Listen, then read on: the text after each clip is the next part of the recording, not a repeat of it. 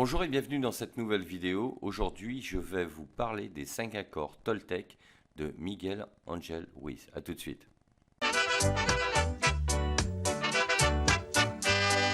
Ces 4 accords ont donc été écrits par Miguel Ángel Ruiz, qui est un auteur mexicain, chaman et enseignant. Aujourd'hui, son livre Les 4 accords Toltec est un best-seller sur le développement personnel.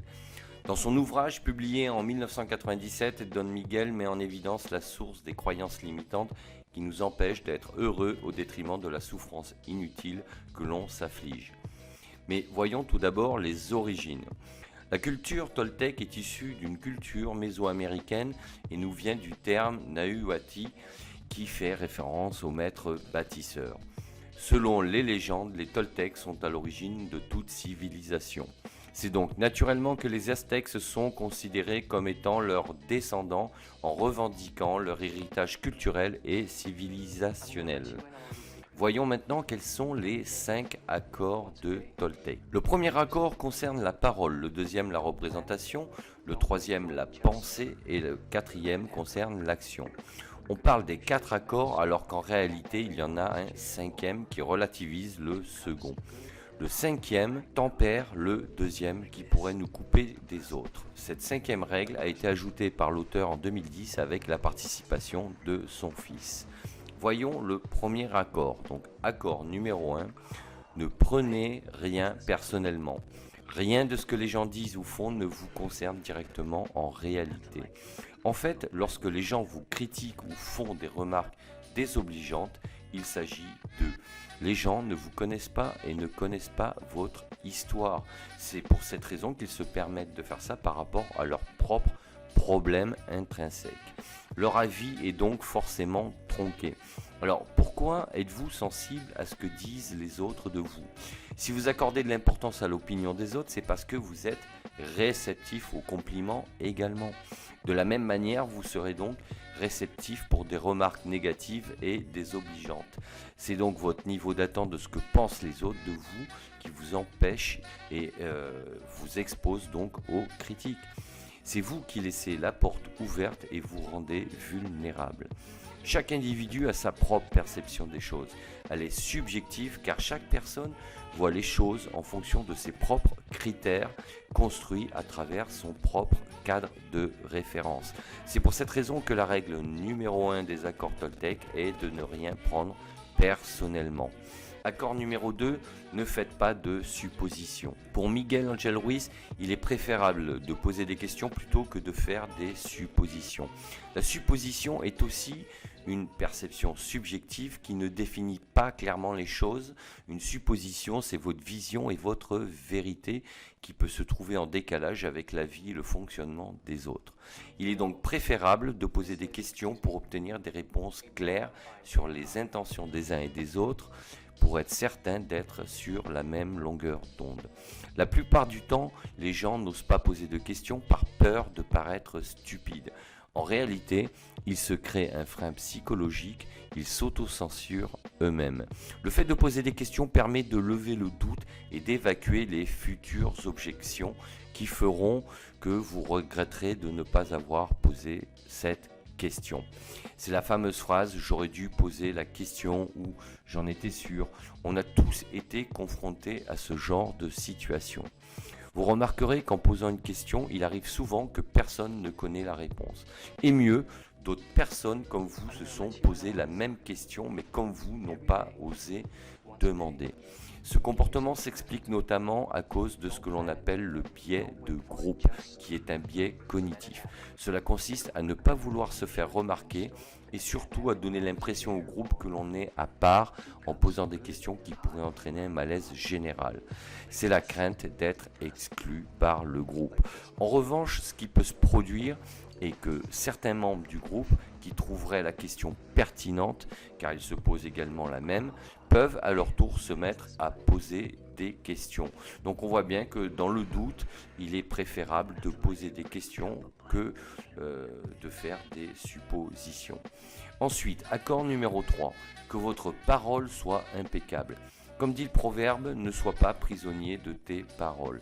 C'est le principe de ce quatrième accord. Les mots peuvent avoir un effet dévastateur comme très bénéfique.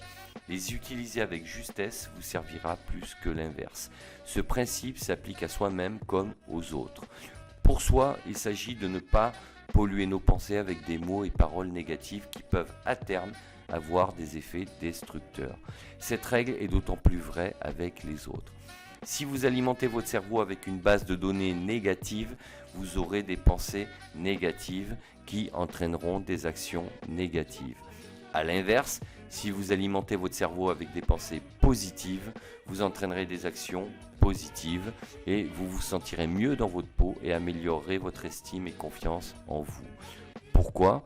Parce que les résultats que vous obtiendrez seront plus positifs que négatifs. Ainsi, vous enclencherez un mécanisme qui favorisera votre motivation.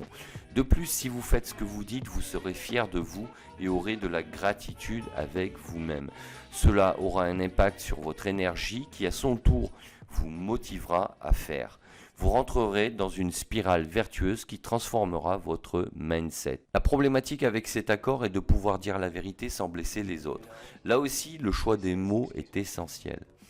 Marshall Rosenberg l'explique très bien dans son livre « Les mots sont des fenêtres ou bien ce sont des murs ». Dans le domaine de la communication non violente, le livre est une référence. Il y a de nombreuses manières de dire les choses et en fonction des mots et du ton choisi, les conséquences ne sont pas du tout les mêmes. On peut donc tout à fait rester honnête avec les autres et avoir une parole impeccable. Accord numéro 4. Toujours faire de son mieux. Cette règle a l'air évidente et pourtant ce n'est pas la majorité des gens qui le font. Il ne s'agit pas d'être toujours au top niveau, mais juste d'essayer de faire du mieux possible en fonction de ses propres capacités, de son énergie disponible et de ses moyens. C'est pour cette raison qu'il est préférable de faire quelque chose qui nous plaît, voire qui nous passionne, pour être certain de s'y investir au mieux. Et pour ça, rien de tel que de visualiser les objectifs à atteindre et surtout leurs résultats. À partir de là, le chemin emprunté semblera moins pénible. Tout le monde fait des erreurs et on n'est pas toujours à 100% de ses capacités. Et il faut savoir l'accepter sans se faire des reproches. Il faut être indulgent avec soi-même. Cela permet d'éloigner le sentiment de culpabilité qui représente un frein psychologique et une croyance limitante. Accord numéro 5, soyez sceptique mais apprenez à écouter. Le 5e accord Toltec, soyez sceptique mais apprenez à écouter, nous invite à utiliser le doute. Cela permet de se poser des questions plus nuancées sur ce que l'on dit ou entend et ainsi favoriser une analyse plus fine sur les choses, les gens et les événements. Cela implique d'être donc à l'écoute de soi-même et des autres. Quand on parle de communication, on oublie souvent que l'écoute est un des piliers fondateurs. Sans écoute, il n'y a pas de communication. Dans le schéma de communication, si le récepteur du message n'écoute pas l'émetteur du message, son feedback, c'est-à-dire sa réponse, qu'elle soit verbale ou non verbale, sera en décalage avec le canal de communication de l'émetteur. Il en résultera une discussion de sourds et personne ne comprendra l'autre. C'est dans ce sens que Miguel Ángel Ruiz préconise l'écoute. Alors, comment appliquer ces 5 accords dans la durée ? Ces 5 règles ne sont pas intuitives et demandent un changement d'état d'esprit pour les adopter régulièrement jusqu'à ce qu'elles deviennent un automatisme et un mode de pensée. Elles vont souvent à l'encontre de ce que la société nous a appris et attend de nous. Ce n'est donc pas évident de les adopter du jour au lendemain sans une certaine concentration et volonté. Tous les jours, nous sommes tous soumis à des interférences qui nous poussent à réagir à l'opposé de ces 5 accords. La plupart des gens n'a pas une parole impeccable, fait des suppositions, se sent personnellement visé et ne cherche pas à faire de son mieux en fonction de son énergie et de ses moyens. Cela nous renvoie à la gestion de nos émotions. Beaucoup de gens n'agissent pas, ils réagissent. Leurs actions sont dictées par leurs émotions et non par leurs réflexions. Ils utilisent le système 1 de leur cerveau au détriment du système 2. Justement, nous avons 2 modes de pensée, le système 1 et 2 de notre cerveau qui ont été mis en lumière par les travaux de Daniel Kahneman, psychologue et économiste américano-israélien et professeur à l'université de Princeton. En 2002, il est lauréat du prix Nobel d'économie pour ses études sur la théorie des perspectives, la base de la finance comportementale. Il a également réalisé des travaux sur l'économie du bonheur. Pour lui, nous avons donc deux systèmes de pensée, le système 1 et le système 2. Le système 1 est la pensée automatique et incontrôlable. Elle est instantanée, c'est un mode de pensée par réflexe, il est rapide et basé sur l'inconscient. Le système 2, lui, est la pensée par la réflexion et l'analyse. Elle nous fait prendre du recul pour balayer une grille de lecture plus large avec un maximum de critères. C'est un mode de pensée lent, basé sur le conscient. Autre méthode à utiliser, la méditation. S'il y a une méthode simple et efficace pour visualiser ses objectifs et faire le point, c'est bien la méditation. Une pratique régulière à raison de 3 fois par semaine permet de se concentrer sur ces 5 règles. C'est une bonne manière de repositionner son état d'esprit. Et ensuite, vous aurez le passage à l'action. En reprenant la dernière phase des préceptes, le passage à l'action reste la démarche qui favorisera et formalisera votre confiance en vous. En réalisant des choses, vous rendrez visibles vos résultats. Ils seront certainement perfectibles, mais c'est justement en faisant que vous apprendrez à faire de mieux en mieux jusqu'à ce que cela devienne votre niveau de référence. Vous renforcerez votre niveau de satisfaction et ainsi votre motivation qui vous donnera l'énergie pour toujours faire de mieux en mieux. C'est la 4e règle des accords. Si modifier son mindset est déjà une première étape, le concrétiser par la pratique alignera vos aspirations avec les faits. Vous serez ainsi plus en accord avec vous-même et les autres. Vous ne vous sentirez plus visé par ce que disent ou pensent les autres. Votre détachement vous libérera de la perception des autres tout en renforçant celle que vous avez de vous-même. Au-delà de la confiance, vous développerez votre estime de vous, car il ne peut y avoir une bonne confiance en soi sans une solide estime de soi.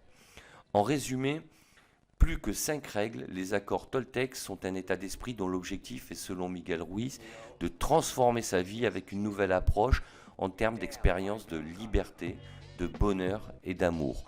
Ces 5 règles nous invitent à changer notre façon de penser en remplaçant les pensées négatives par des pensées positives et notre comportement avec nous-mêmes et les autres. Car être bienveillant avec soi-même, c'est être bienveillant avec les autres.